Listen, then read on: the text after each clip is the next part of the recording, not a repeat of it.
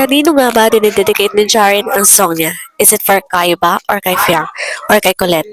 According to Kiwi TikTok account, ang leader pagdating sa mga secrets ng Jar Fiang at nagpapabuhay ng pag-asa na time will come at Jar Fiang pa rin hanggang dulo. Low-key nga lang ang relationship to nila. Ayon sa kanyang post, finally, you get to hear his feelings. Months ago, I have told you about this album.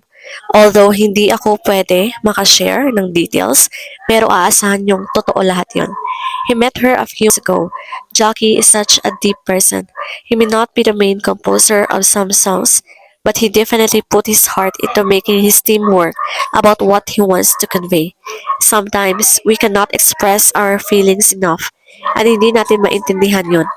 We need other people's perspective and interpretation to create such masterpiece. That's why he made effort, because he's sharing a piece of himself into making this all possible.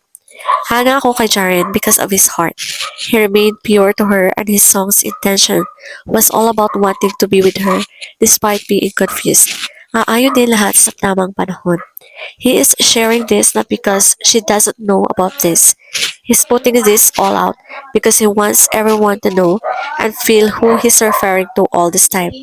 The guy you claim na walang ginawa kahit anong move, where in fact he's been the only gentleman who go through all his way to make her feel loved and valued.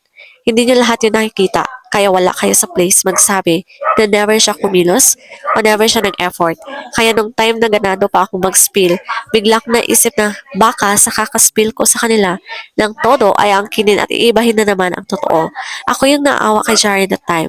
Kaya isipin nyo, nung ano ang gusto nyo, basta makikita at makikita nyo ever since sa bahay ni Kuya until now, kung sino yung babaeng tinutukoy niya.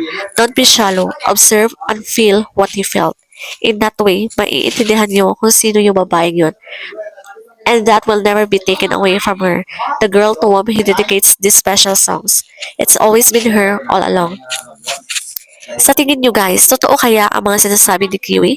That Boy Jaren album features 8 songs including Make It Make Sense and Never Go Away.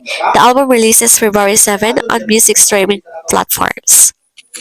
Totoo man ito o hindi guys, let's just support Fiang and Jaren kung hindi man sila maging love team and let us support them individually.